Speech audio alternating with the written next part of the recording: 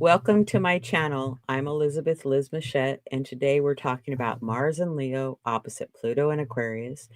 And joining me today is Madam Simon, Justin Crockett, Elzie, and myself, Elizabeth Liz Muschett. Welcome, team. How you doing? Hey, Pretty decent. happy to be here. You feeling that Mars opposite Pluto yet? Oh, yeah. Definitely. I sure Definitely. am. Plugs So right to into a get- grand cross in my chart. So Yeah. So to get a hold of Madam Simon, her website's iconalchemy.com. My website's alightpath.com. And to get a hold of Justin, he has a website, justincrocketelzie.com also. And we're talking about the Pluto-Mars cycle to kind of set some background. And Pluto and Mars were conjunct on February 13th of 2024 at 0 degrees Aquarius in 46 minutes. And it takes a little bit more, about approximately 2 years for Pluto and Mars to do a complete cycle. So they join up every 2 years for a conjunction, and then they have a square and then some oppositions, and sometimes they'll just have one, but they'll have many, and then a third quarter square, and then another conjunction again. Do you guys want to say anything more about this slide? Well, I was going to say, I don't know if this is the right slide to talk about this, but just sort of what that thought is, because I think, what that kind of dynamic is, that this whole cycle. And, because when I think about this, and I'd be curious what you all think, is this, that when Pluto and Mars conjunct, that's tremendous power and energy, right? It's like this dynamic powerhouse, right? And because Mars represents our action and desires in action, and Pluto's sort of that universal spiritual will, it's our desires in action versus will of our higher self, possibly. I'm just curious and so my thought is when they're squaring, when they're conjunct, that's powerful. Great time to do something, and your will is right there with your action and your desires. But then when they're squared, that can be like some issues of trying to force things. And then, of course, oppositions is, sort of, there can be kind of this opposition between what your desires and actions are versus what the universal will is pushing you to. So it's, are they constructive or destructive, is what I always like to say about the whole Plutonian Mars cycle. And so I'm curious what you all think. Simon? well, I think of Mars as personal will and Pluto as transpersonal will or collective will. The will that's simmering in the zeitgeist. And so, in particular, when if we're looking at the conjunction, then it's like our own will gets juiced up by the zeitgeist. Yep. Okay. Yep. If we're looking at the square, then the two are kind of at loggerheads. Yep. But at the same time, there is a certain amount of motivation going on between them. So that even though they're kind of duking it out, that is still motivating our personal will in a different direction. And recognize that anytime you're dealing with an outer planet versus a personal planet, outer planet's always going to win. Okay. And it's going to transform that personal planet's experience from the ground up. But when we've got the opposition, now it's the wills are able to see each other very clearly. That is the thing about an opposition.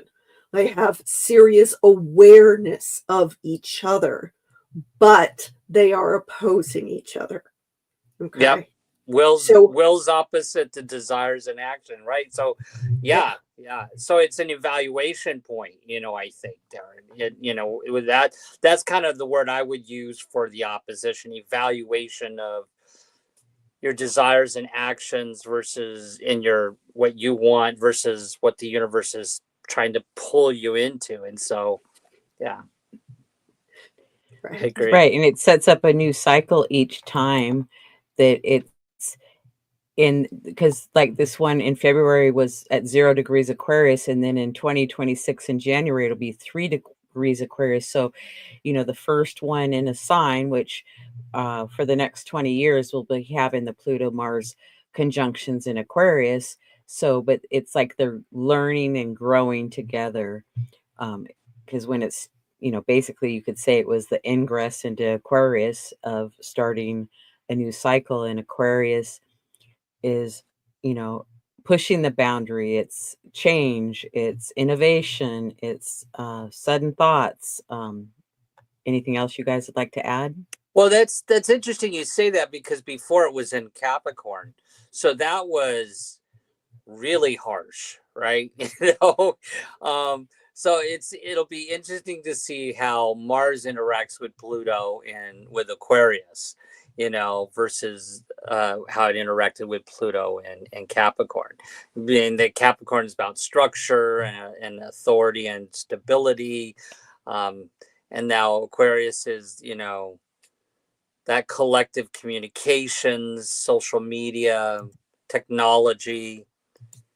It'll be interesting to maybe see how that plays out as a mundane, from a mundane perspective. There's Right, also the distinct changing. difference. Sorry. Go ahead. There's also the distinct difference between the modalities here. Capricorn is a cardinal sign. Yeah. And so it starts things. It is oriented more toward action, but a fixed sign is within the heart of a particular element. Okay. And it tends to be more stable. It is, in the case of Aquarius, yes, it is, it certainly can relate to our social media and our technology, but it's also the structure of society, but specifically the mental structure of it, as opposed to the physical structure. And so, Justin, you were talking about a period of, kind of evaluation or assessment going on with this opposition. And that assessment period is going to be very different in an opposition in a fixed sign as opposed to a cardinal sign. In a cardinal sign, they are, they both want to go in whatever direction they want to go, and they're being kind of blocked by each other. And so it's like there's this kind of push-pull going on, right? But in a fixed sign, there's more of this, I want to move, but I'm kind of at the standstill. It's a lot more, it can feel a lot more stuck if you let it, or it can feel like a pause where you're kind of raring to go, but, I gotta wait. Right. And then there's these other energies you look at, the Capricorn was about authority and stability and resources, whereas this Aquarius can be disassociative and very tribal and AI. So it'll be interesting to see how that plays out. So we're going to talk about the sign Leo, and Justin, can you tell us about Leo, please? Sure. So Leo is, as Simon was saying, is a fixed modality. Both it and Aquarius are. And so Leo can be steady, stable, very determined and dramatic. It's a fire element. It's ruled by the sun. And the mantra, of course, is I show. Keywords are, it rules the ego from a personal, I guess, perspective, that it can be warm and generous. It's the sign of creative artists. It's also a sign of leadership. Many presidents have had Mars and Leo. It can be proud, playful, dramatic, authoritative. Some things it has to be careful of with the shadow is arrogant and opinionated and competitive. Thank you, Justin. And Simon, will you tell us about Aquarius, please? So Aquarius is the opposite sign of Leo, also in the fixed modality. So it is a maintaining energy, enduring, can be stubborn and resistant. It's the middle of the season, the middle of the element that it is in. Its traditional ruling planet is Saturn, and its modern or transcendental ruler is Aquarius. It is in the air element, so it's adaptable. It is concerned with thought and communication, can be logical. Its mantra is I know. And some key words are theoretical, abstract thinking, or analytical, intelligent, dispassionate, visionary, sees the big picture. It's future oriented and utopian, tends to be concerned with the evolution of humanity as a whole. What direction are we going in, and is it a good one? It's scientifically oriented, concerned with technology, and can be eccentric and rebellious.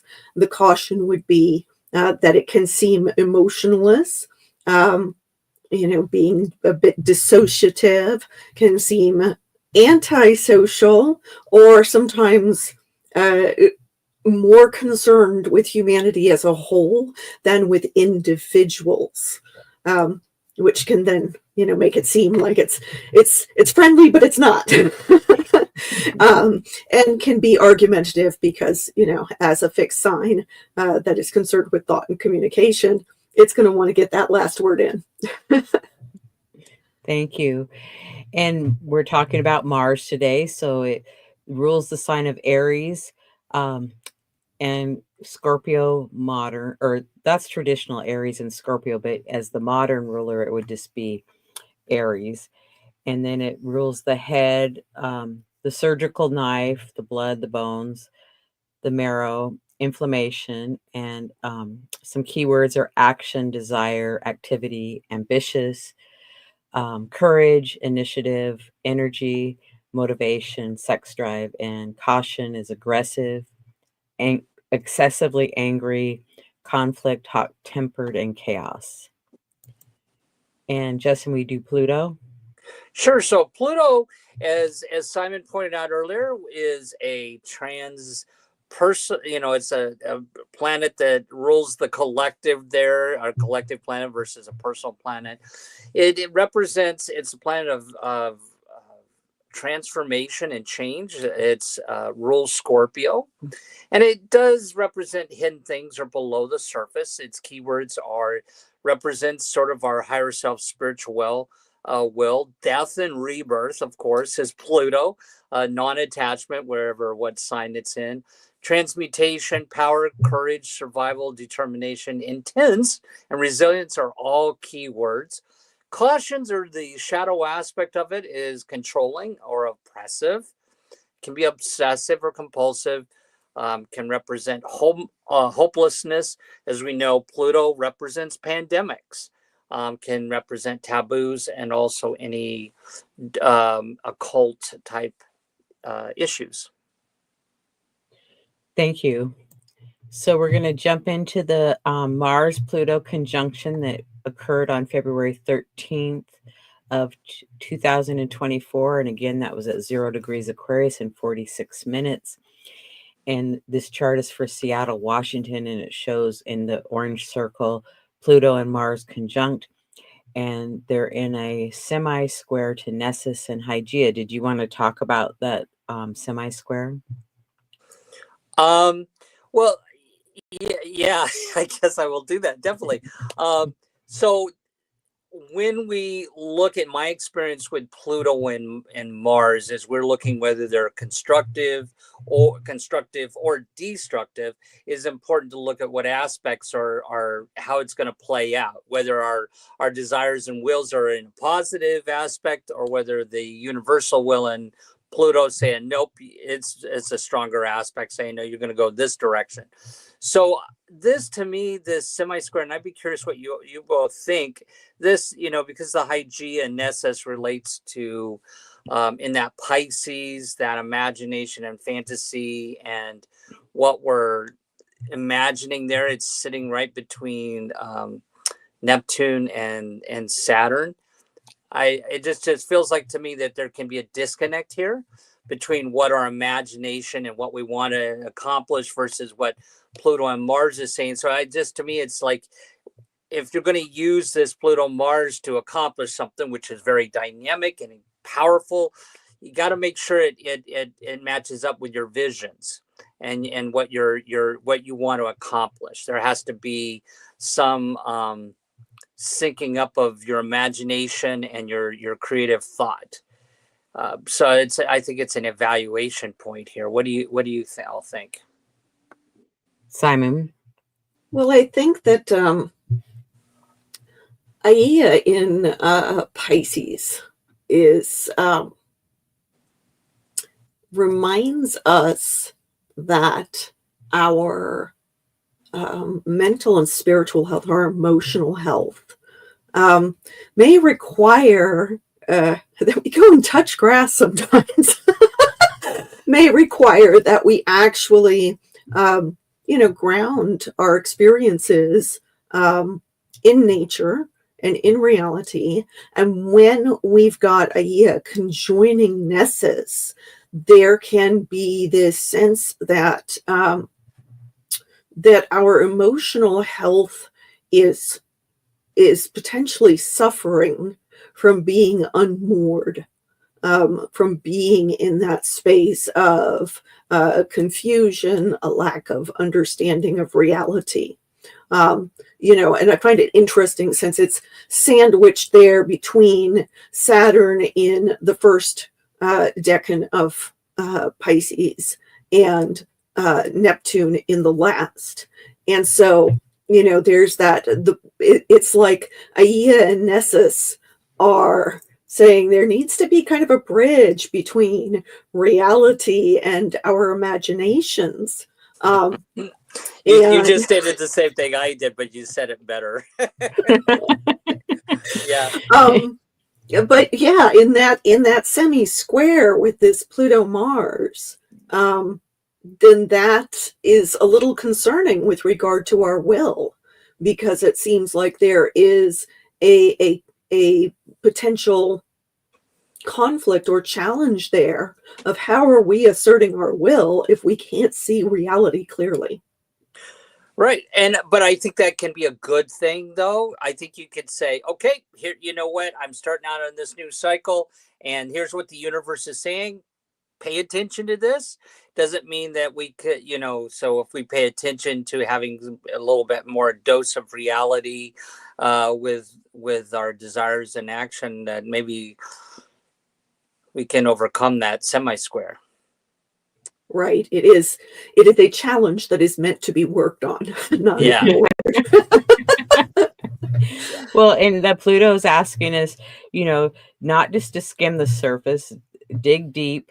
And Mars is saying, let's take some action and around health. And I was seriously making changes to my health around that time. So I would say, it just depends on how you work with it and how you do it. So, I mean, Right. It was really active in my life, I can say for sure. And I think, to Simon's point, when you're talking about health, that's mental health when you were talking about Hygeia and Pisces, the 12th house, the mental health. And I think that's what a lot of people are dealing with right now is our mental health, right? So I think that's kind of important. Absolutely. Okay, now we're going to go on to the Mars first quarter square with Pluto. Mars was at 1 degree Taurus in 45 minutes, and Pluto was at 1 degree Aquarius in 45 minutes. And this chart has a lot of aspects in it. So how about you jump in somewhere, Simon, as you take a sip at the appropriate time, I ask. Well, let's see. So, well, we've got Pluto and Neptune in that that ongoing sextile relationship that they've had going for the past 50 years, where they're going in and out of a sextile together. And And, so that's something where we are seeing the transformational power of Pluto being affected by our imaginations and by, what is our collective vision, right? Is it clear or is it not so clear, as is sometimes the case with Neptune? It should be remembered that one of the things that Pluto relates to is institutions. Pluto also governs the underworld, so can represent these kinds of hidden machinations within our society, the underpinnings of our power structures and our institutional structures. Okay.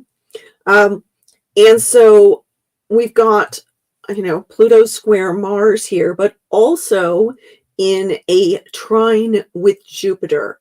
And this is Jupiter in detriment in Gemini, in a sign that Jupiter may, have a little harder time doing Jupiter things in, or may not have quite the same resources that Jupiter likes to have to do Jupiter things in. Gemini is another air sign, so it's concerned with thought and communication. It's a very social sign, but it is kind of a sorting intelligence. It's interested in getting lots and lots of data and then deciding, okay, yes, no, on, off, good, bad. Okay. It's not really going to go too deep, right? And Jupiter is philosophical. Jupiter wants to see the big picture of things, as opposed to those little tiny details of, little tidbits of information. Okay. So here we have Jupiter in Gemini, still trying to do Jupiter things, still trying to bring us opportunities, still trying to be hopeful, bring us good fortune. Okay. But maybe, struggling with the overwhelm of data. Okay. And so what have we seen during Jupiter's time in Gemini? We've seen a lot of concern with big data, and trine with Pluto there. Oh, it's not just big data. It's how is that big data being used? How, government surveillance, AI programs that determine people's healthcare, for example, whether or not they get their insurance coverage, right? We're seeing the rise of more of that kind of data processing being connected to our institutions. Okay. Right. So we see that with that trine there. We also see Pluto opposite Vesta. Okay. And Vesta relates to, the sacred flame, the sacred spark of home and hearth. But remember that Vesta is the Roman version of the goddess Hestia. And therefore, it's not just the sacred flame of home and hearth, but the hearth of the empire. Okay. And so there is that sense of, yes, what do we value? What do we focus on? But specifically, what are we focusing on with regard to institutions and power structures within our society? Okay. And then can I speak now?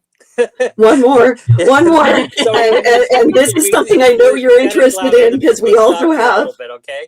Yeah, we also have Pluto trine. One of the things I want to say about Jupiter with Gemini is that is actually a positive thing, because Jupiter and Gemini, give you a good example, Zelensky, president of Ukraine, has Jupiter and Gemini. It says sign of journalists, writers. So that's actually a very positive thing when we look at its trining Pluto there. That's actually bringing in new ideas. That's a very good thing. And I think it's really interesting that if we look at that first, right after the conjunction, now we come to the first square. Now something has to be tweaked, right? It's the first square. Something has to be changed. And here we see Hygeia is still engaged, but now it's next to Eris and Mars. So what I see with this imprint we see here is that we may run into some tension with Eris there. with next to Mars, and some question about stops and starts, or are we going to be valued with this new direction of where we're going?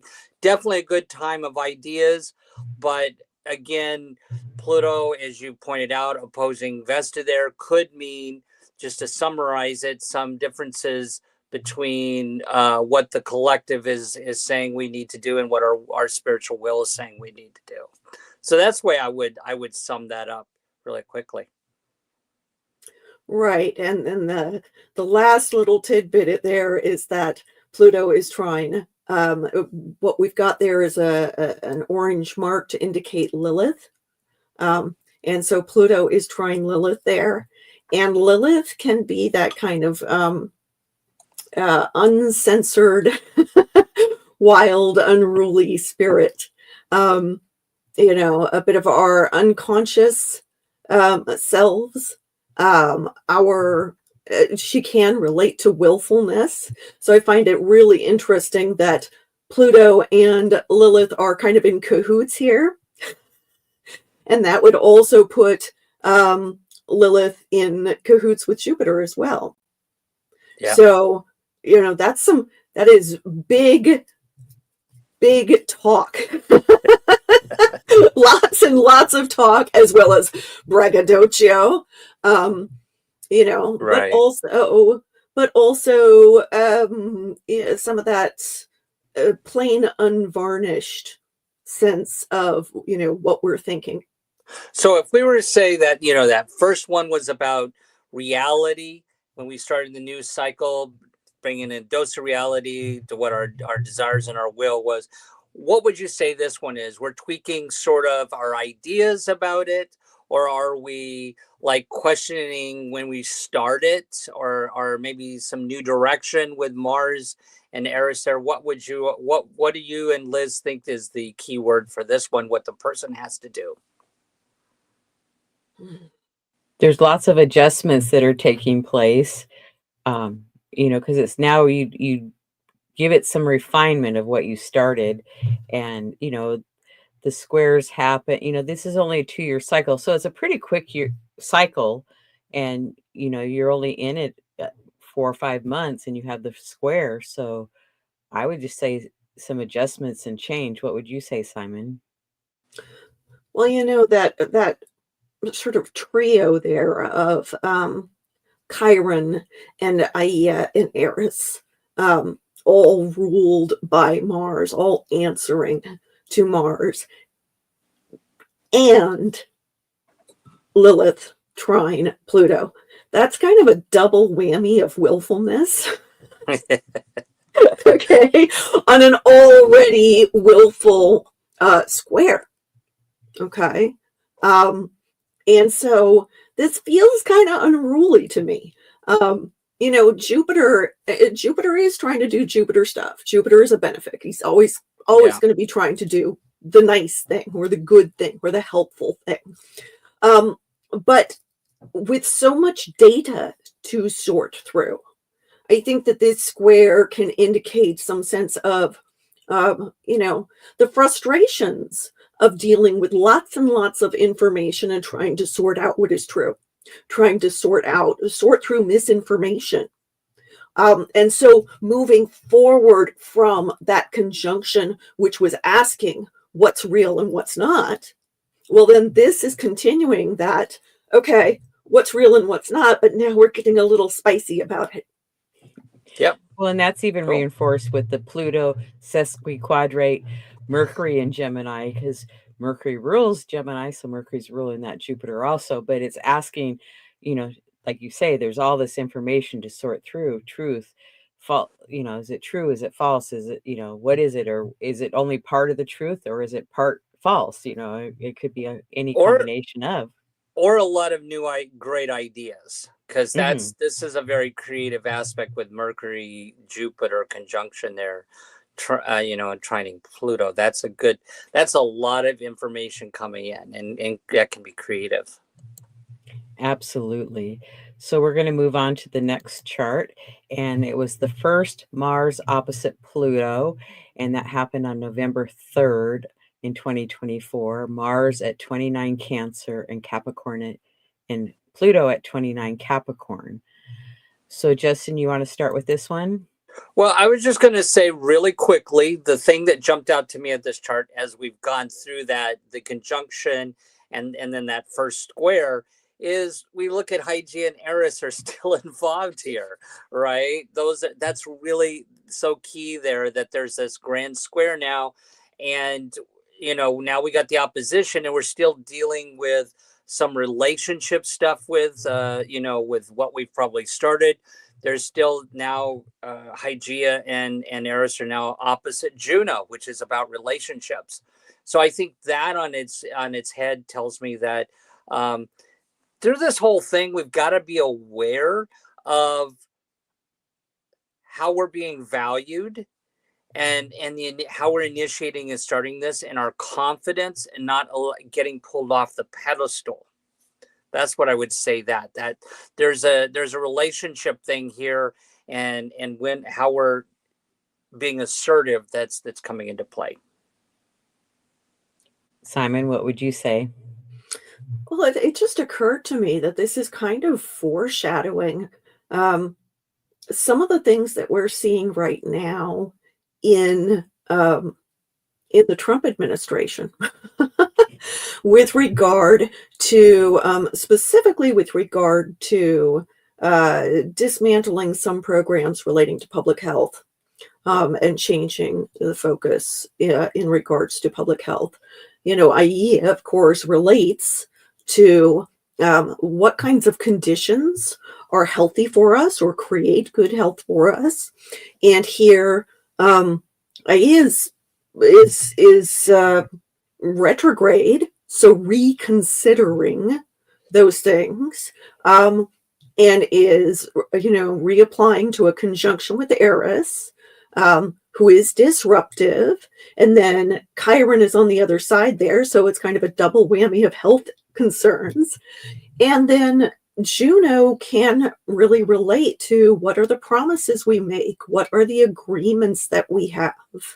And so there's this reconsidering of, what agreements, what promises have we made surrounding healthcare, and what are the conditions that are good for health. And since that's in this grand cross or grand square with Mars and Pluto, and I said before, Pluto can relate to institutions. Pluto relates to the structures of power. In Capricorn, that's more those physical structures, but it is also what actions are we taking surrounding those kinds of structures. And this was the day right before the US presidential election. So, that energy was still in effect. Yeah. And I agree with you. And I think the thing that really, the other thing that jumped out to me in this chart was, again, I was reminded of that Pluto Uranus trine. That's huge. That's huge. Mm-hmm. Richard Tarnas talks about the Uranus Plutonian cycle, and we have it where Uranus was part of that trine. Of course, Vesta was the third aspect of that, and then of course the other grand trine, Mars, Neptune, and Mercury. So here we have a lot of communications, a lot of change. This chart is all about change, huge, even more so than I think than the conjunction that started this whole new cycle. Easy flow here, easy flow of change. This is like the dam's been opened here. And change on a macro level, because we've got all three of the outer planets in aspect to each other. They're actually all sextile to each other. So there is a minor grand trine going on between them. That was going on, I think, from late August through partway through November. And so when you've got all three outer planets in cahoots with each other, that's going to be change on that transpersonal level, on that macro, worldwide or society-wide level. Yeah, and this was just right before the Mars retrograde as well. So I mean, this was initiating a very emotional thing happening in the collective there, with Vesta being engaged and Mercury being engaged with Neptune. Yeah. You ready to go to the next slide? Okay, so we're going to go to the Mars opposite Pluto number 2. Mars at 1 degree Leo and Pluto at 1 degree Aquarius. So Simon, you want to start with this one?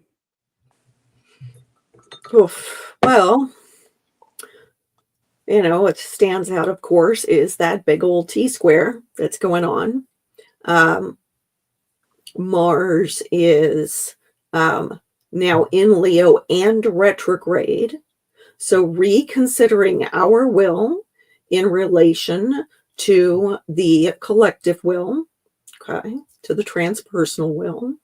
And then with Vesta at 0 degrees of Scorpio, then there is that focus, but it is focus in a sign which is deeply concerned with what is true on an emotional level, what are the hidden undercurrents, the dynamics that are going on underneath the surface.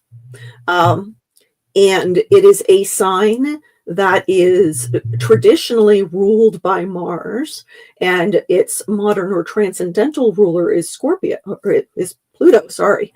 And so both modern and transcendental ruler are opposing each other and affecting how Vesta is going to experience her time in Scorpio. Okay. That's a lot of intense, willful energy there. But for Vesta, there's also that concern with, okay, who's being honest with me?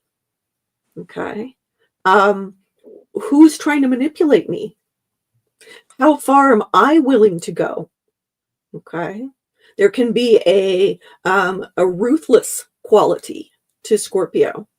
And then our focus with Vesta and Scorpio can be, a ruthless focus, an obsessed or very driven focus. So there is a lot of drive and intensity here, but because Mars is retrograde, then it's, I don't know if I want to start something. Because, if you start a fight under Mars retrograde, it's not necessarily going to go well for you. You can finish a fight under Mars retrograde. That's a different matter. Yep. Well, this also brings in an energy, because they're all fixed signs, including that we got a fixed, Scorpio's a fixed sign, Leo, Aquarius, fixed sign. This, to me, knowing on January 2nd, that 0 degree Scorpio wants, as you said, it's intense. It wants to go beyond. And so this, to me, is also sort of a power factor here of fixed beliefs, and we're going to force them on you. And that's what it feels like to me here. This is really a forcing of a particular fixed belief or fixed way on the collective, and we're just going to go all out. And that's what we saw with the Trump administration. They went all out the first 100 days, right? Probably the most active administration the first 100 days. They just threw everything against the wall. And I think this was even though this is a little bit before this still represents kind of that planning of getting ready to, we're going to throw it all against the wall and go put it all in it at once. 0 degree Scorpio here. Yeah. I really am feeling that, like, that intense drive there that you're talking about, to just like, we're going to do a whole bunch and assert our will on everyone in the process. And I think this can definitely be destructive and a wrong use of power here with that. What's also interesting and kind of backs that up is that we see Lilith there is trine the moon. The moon is in Aquarius. Lilith is in Libra, which is, a social sign, a sign that's concerned with relationships, but a sign that's also concerned with justice and with fairness. Okay. Yeah. And trine the moon, the moon is in Aquarius, so it's concerned with social matters. It is concerned with the structures of, how do we communicate in our society? What are our laws? What are our systems of knowledge? And one of the things that I find very interesting that has happened within the first 100 days of the Trump administration is the erasure of a whole lot of knowledge. Okay. Yeah. The erasure of data from government websites, vast amounts of it. Yeah. Well, and I think the main thing that gets me with the keyword, we got to think about, because there's a lot of power associated with Pluto and Mars. Mm-hmm. And whatever they're aspecting could be how that power is being used or manipulated. And the fact that it's squaring, as we see Vesta, this means really manipulation and power, assertive of power in the collective. And again, is it constructive or destructive with these aspects? And I think this one looks destructive. Yeah. Okay, so now we're going to go on to Mars opposite Pluto number 3, which happens on April 26th, a few days from now. And we have Mars at 3 degrees Leo in 48 minutes and Pluto at 3 degrees Aquarius in 48 minutes. We had a lot of aspects with this one too. Yes, it looks very active. So Justin, you want to start with this one? Well, again, I think it was interesting on this one. We also had a grand square there with the Pluto, Sun, Mars, and Lilith is the square there. And of course, Simon, you're the expert on Lilith. But I was looking at the Sun Pluto. I'm the Sun Pluto square really jumped out at with me there. Is that this is really sort of, it kind of represents for the collective. Whenever we have Pluto Sun conjunctions or aspects, it's about transformation of the individual. And I think a lot of people through this thing from a mundane perspective are actually feeling ourselves change in some way. Things are not going to go back the way they are. So we're changing what we're doing. That's that Pluto Sun square. But it also squares Mars. So what are we doing? Where are our desires and actions going? It's almost like we're changing our individual desires and actions. But the fact that it's also squaring Lilith there in Scorpio, again, there's also a use of power thing going on here. And it's individual power and how is that being used in the collective. So that's the number one thing that jumped out at me. What about you all? Simon? Well, with both Pluto and Lilith involved in a hard aspect to each other, and it's tight, in fact, Lilith in this chart for Seattle is 1 minute from that anti-vertex there in Scorpio. So, it is a partile aspect. Mars, Pluto, and Lilith are all at 3 degrees. And Lilith, as I mentioned before, very much relates to our unconscious willfulness. And can frequently relate to parts of ourselves that feel alienated or rejected. Interestingly enough, Lilith is strong in the charts of those who are advocates for marginalized people. Okay. And, especially with the Trump administration going after trans people, and going after, DEI and anything that our immigrants and anyone who they deem not part of, their rather pale and pasty vision for America, there is this direct challenge going on between the power of Pluto and that authentic will of Lilith to stand on behalf of those who are marginalized. And then can I say something about that? So that what we see happening is all of these people stepping up to the plate now, and that's that sun shining, right? We're seeing the Maryland senators getting outside of the old construct of senators and going down and helping this guy that's, was innocent, and down in El Salvador, and you see all these people stepping up, and I think that's I think representative of the sun there. These individuals that are stepping up to advocate for people and say, wait a second. And in connection with Mars, then, answering that question of how am I going to use my will?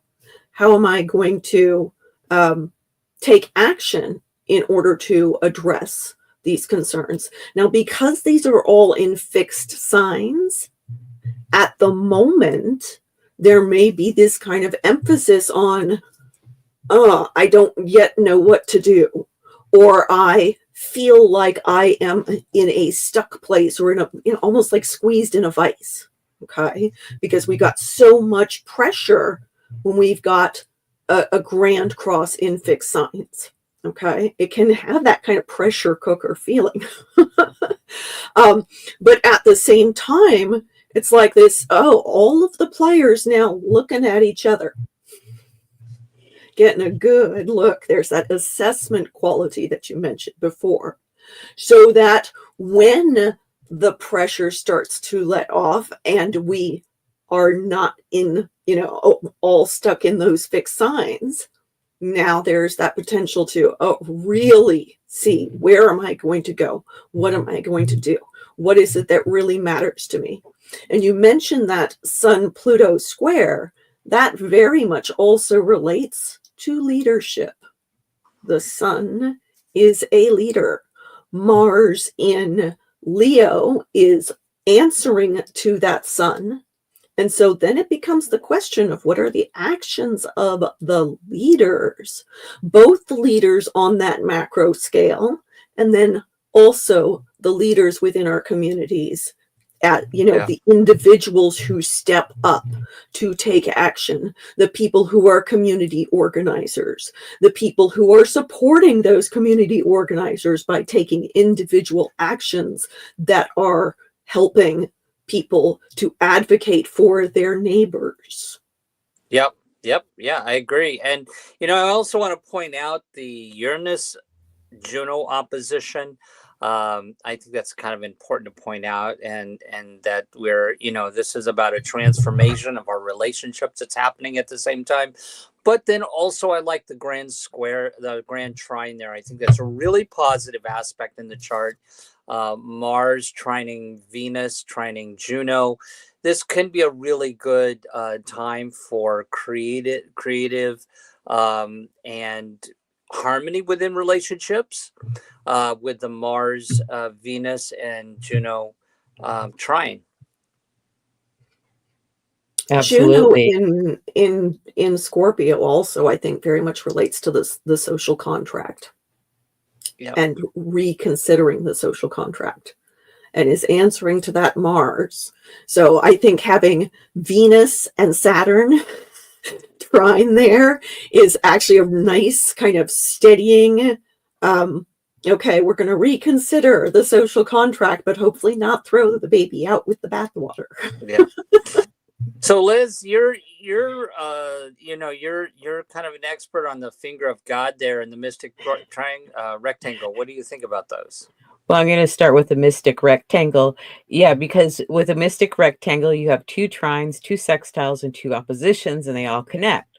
So, we have the players are Uranus, the south node, Juno, and then we have the north node, Saturn, Venus, and Neptune, all players within that, or participants within that.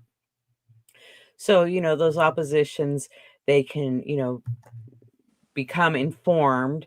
And then the trines and the sextiles, it's like working through that to accomplish and receive the gift of the hard work. What would you say, Simon? Yeah, I feel like there is a kind of sense of fatefulness when we get the nodes involved. And with Venus and Saturn on that north node, that also contributes to some of that hurry up and wait kind of energy of the Grand Cross. But the mystic rectangle, of course, is also including Uranus. And Saturn sextile Uranus is some pretty powerful energy. It is both the urge to change, but also to make that change real and lasting. So not a flash in the pan, not something that, we're doing flippantly. Okay. There is a seriousness about that. Yeah, it's interesting. Also with the Juno and South node being the base of that yod. And that yod is pointing to Chiron, Eris, and the moon. So the moon is our instincts and our knee-jerk reactions, right? And conjoining Eris, they're going to be maybe a little disruptive. Yeah. And So I see that as really sort of a kind of a difficult thing here a little bit, especially with Moon and Eris. That represents tension of emotions here, and that the fact that it is a finger of God, it's engaging Juno and that South node. There has to be some transformation here of our emotions within our relationships. And so this is sort of, I think, a caution thing to be aware of some criticalness and some tension within our relationships. And with Scorpio, to me, that's always about transformation of, forgiveness, and love is a principle of forgiveness there with Scorpio. So I think it's showing us that there is some availability there the universe is giving us to heal our relationships right now. And again, in one of these charts, we have Eris conjunct Chiron again. So Yeah. we've had those show up in some of the other charts. So anything else either of you would like to say about the Mars opposite Pluto? Nope. Okay, so we're going to go on, and there's going to be a third quarter square between Mars and Pluto that'll happen. Mars at 1 degree Scorpio and Pluto at 1 degree Aquarius, and that'll occur on September 24th of 2025. And we have a trine and a T-square in this chart. So who wants to start this time? Well, I will just jump in here. The thing, when I was looking at this that really jumped out to me was the Moon-Mars conjunction, and, Mars representing our action and desires, and the Moon representing our heart and emotions. Whenever a Moon and Mars come together, that's like they're in the same rail car together. There can be emotional rationalization for any action we want to take. Right? It's like there's no objectivity. So, and the fact that they're in the same rail car together and they are opposing Chiron and Eris here, I do think this does represent, can also, again, represent some emotions and tension within relationships we need to pay attention to here and be careful of emotional rationalization. And because it's also, squaring Pluto there, again, our emotions and our desires and will, is this constructive or destructive? This looks a little destructive a little bit. I think we need to be careful how we're using our power here, but also making sure that those desires and actions we're wanting to take is in alignment with what our higher will, spiritual will is here with Pluto. So I think that's a little bit of a caution thing there with the opposition and the conjunction and square. Simon? Yeah, the moon and that Chiron Eris combination are answering to Mars, and Mars is domiciled here. Mars is in the sign that he traditionally rules, one of the signs he traditionally rules. And then, facing down the modern or transcendental ruler of that sign. So there's a lot of willfulness here, a lot of intensity, and also this ruthless kind of drive that's going on. And the moon is considered to be in fall in Scorpio. Okay, opposite Taurus, opposite the sign of the moon's exaltation. And so when the moon is in Scorpio, the moon is having a harder time, having that kind of comfortable emotional steadiness that we can see when the moon is in Taurus. Okay. Instead, there is that intensity, that drive, and the potential concerns about who can I trust with my deep feelings? Who can I, do I dare to show what I actually feel about the situation? And Mars can be kind of impulsive, right? Mars can kind of go off. And so when we've got these two together in Scorpio, then there can be concern about, I may react to something in a way that is perhaps harsher than I wanted to, or more intensely than I normally would. And then how is that going to be perceived by others? Are they going to use that against me later? Okay. So there can be this kind of uneasy feeling with that. I do think that the grand trine that we see here with the sun trine Uranus and Pluto, we're going back to Uranus and Pluto in cahoots in order to affect change. And the sun in that trine with them is at least aware of what's going on a conscious level. And that can be really helpful. It's like that sun is actually being empowered by that Uranus Pluto. But the moon may feel a little bit like, being tossed about. So I would say that the concern here then is to just, pay attention to what are our knee-jerk reactions to things. Are they increasing feelings of woundedness or disruption, both for us and, as Justin mentioned, for our relationships? Yeah, I think it's actually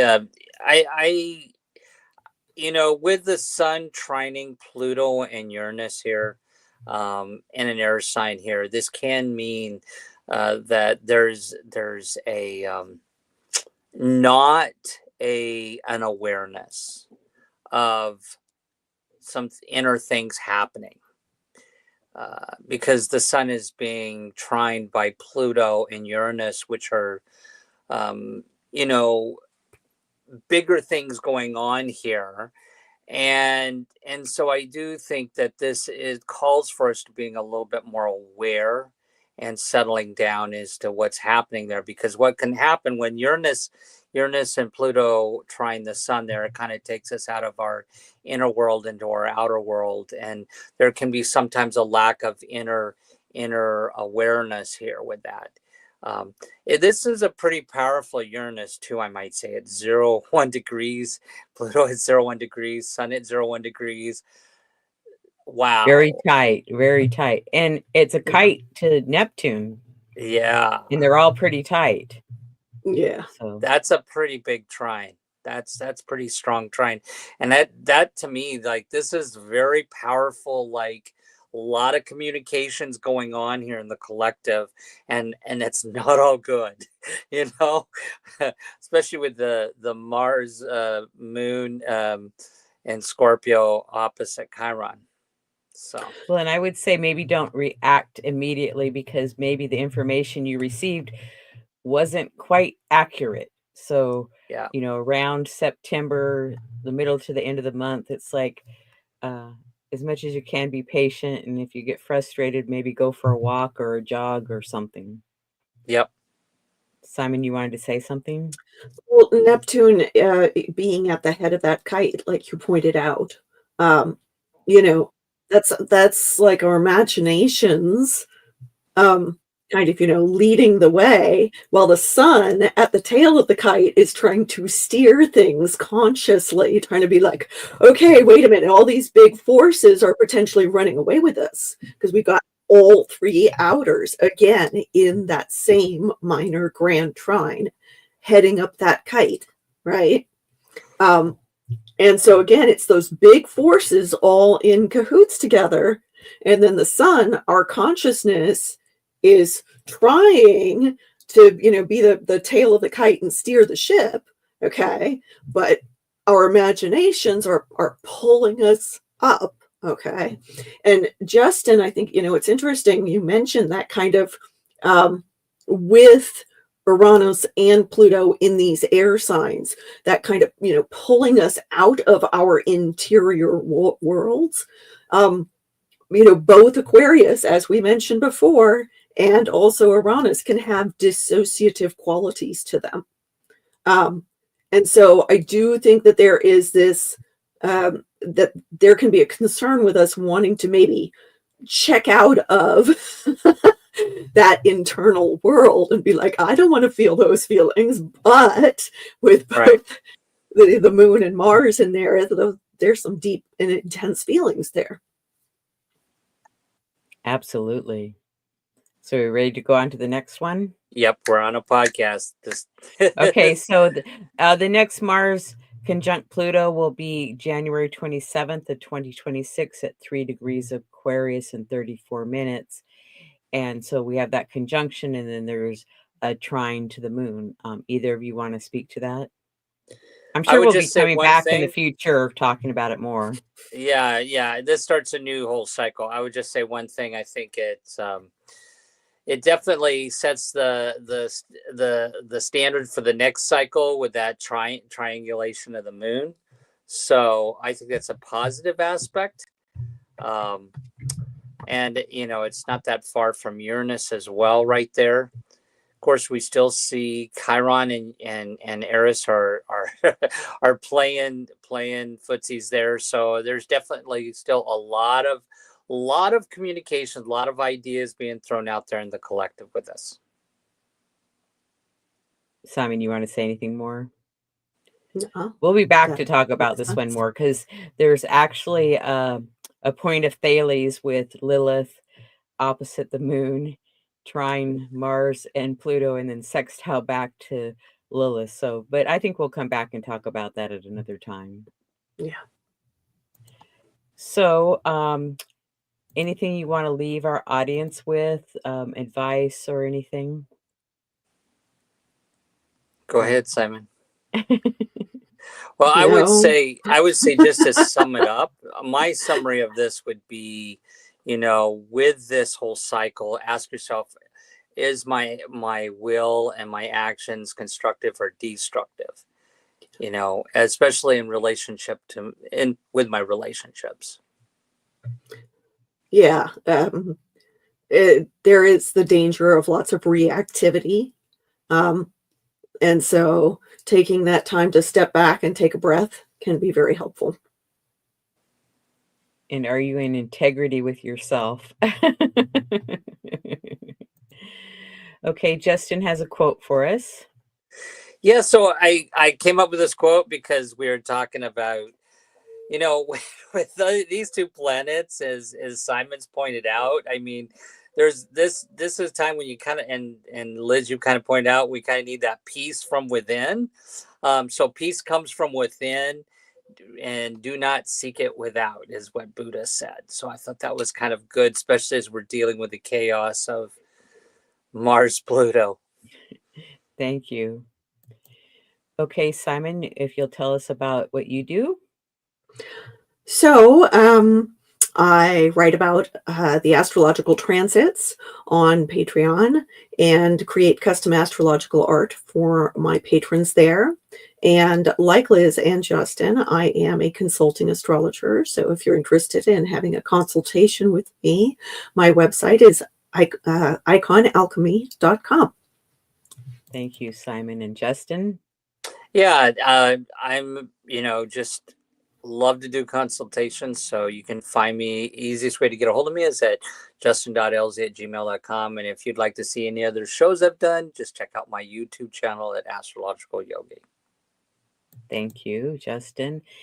And we all do consultations, have newsletters and YouTube channels, so we appreciate your support in all those. And other upcoming shows, we have the Cosmic Connections, which is relationship astrology, magical astrology, midpoints in astrology. Justin and I do the astrology forecast and the full moon forecast each month, and from time to time a Chiron asteroid series. And the Astrology Star Sisters have a variety of shows to offer you also. Again, to get a hold of Madam Simon, it's iconalchemy.com. My website is alightpath.com. And to get a hold of Justin, the best way is email justin.elzie@gmail.com. And I want to thank all of you that have joined us today. I want to thank Simon and Justin for being here and talking to me about this. And we'll see you all next time. Anything you guys want to say to end? No, we're good. Thank you. I'm Okay. happy to be here with you too. Goodbye for now.